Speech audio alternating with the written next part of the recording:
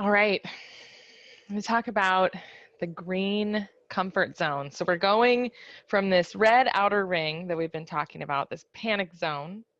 We're gonna zoom in and talk about the center, the green comfort zone, okay?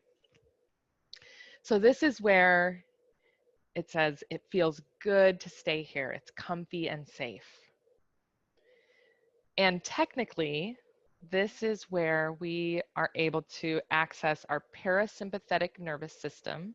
It's able to take over, and it puts us into what they call, so if this dysregulation response is called fight or flight, this parasympathetic response is called rest and digest.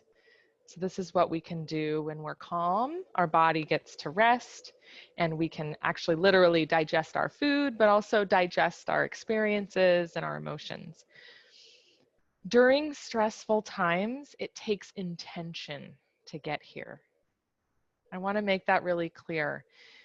This is work.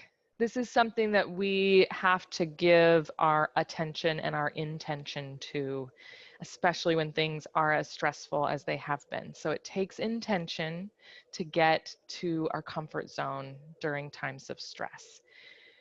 The challenging part of that is that we need more green zone time during times of stress. The more we are dysregulating, the more we're in our panic zone, the more often we need to be balancing that with green zone, with coming back to rest and digest. But it can be harder. So I just want to set that up, that it takes intention, but I also want to encourage you to prioritize it because it is so necessary during these times. So this is an integrated state, brain integration, otherwise known as regulation.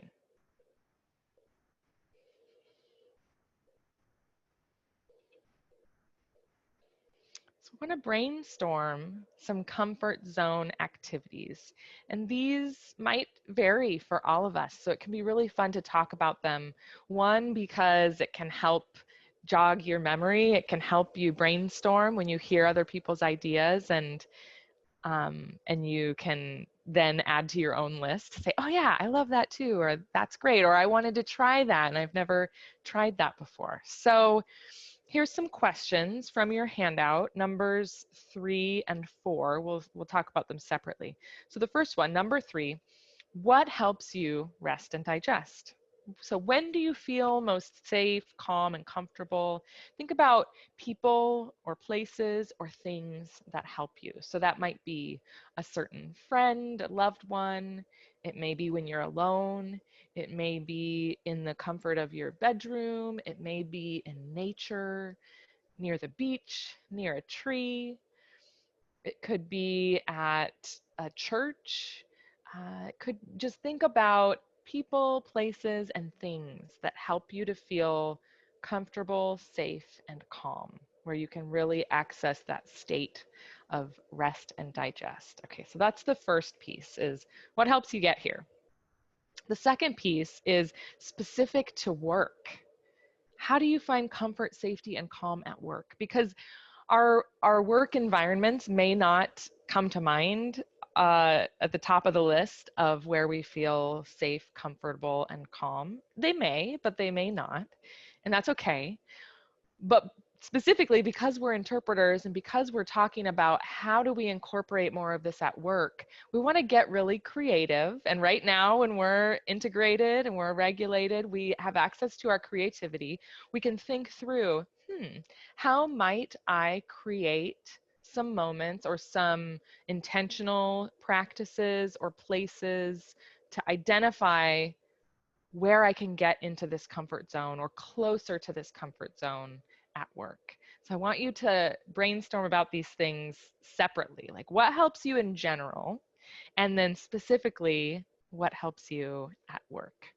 So I'm going to put us into breakout rooms. Feel free to type any questions before I send you on your way, but we will have, let me look at the time here. Yeah, we'll have 10 minutes here too. So 10 minutes to talk through these, and please be writing on your paper, because this, again, you're going to come away with a list of ideas that you accessed with your regulated brain, your creative brain. You get them on the paper, and then when you're feeling stressed, you can come to the paper and say, oh, that's right. I really love laying in a hammock. I forgot. Let me go try that. It can help you remember. I'd love to hear from you if anyone is willing to come off mute or type in the chat. What did you find? What did you all talk about? What are some comfort zone activities? Here's some in the chat. Hiking, hammocking, open windows. That's a great one right now, especially just remembering to open up the windows. Nephew time. Yeah, kids can be really great for this. Awesome, thank you. Another comment, a comfort zone activity I enjoy is hiking or reading a book outside. Ooh, I love that. It's like reading could be one and going outside could be another one, but reading a book outside is like a double comfort zone. Another comment, reading, napping, meditating, spending time with my dog. Yes, I love it. Beautiful. What did you find specifically at work? What kinds of comfort zone activities can you bring to your workplace or establish at work? Here's another comment, football, reading, Sudoku, beautiful. And Alex, I know you have done Burnout Proof Boot Camp, and I'm just thinking about the ways that we can bring in activities that engage our minds, that engage our hearts, that engage our bodies, that engage our spirit. Like there's different ways to find comfort and different parts of ourselves that we can find comfort in.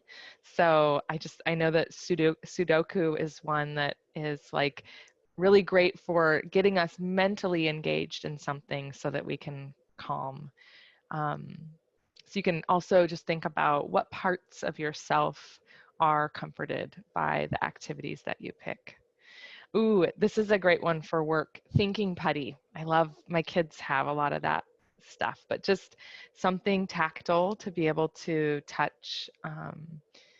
Yeah, maybe while you're in the support chair or maybe at VRS on hold.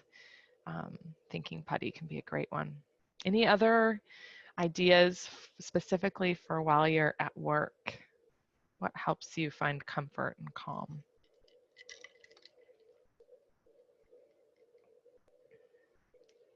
I'll share one while I'm waiting for more comments here.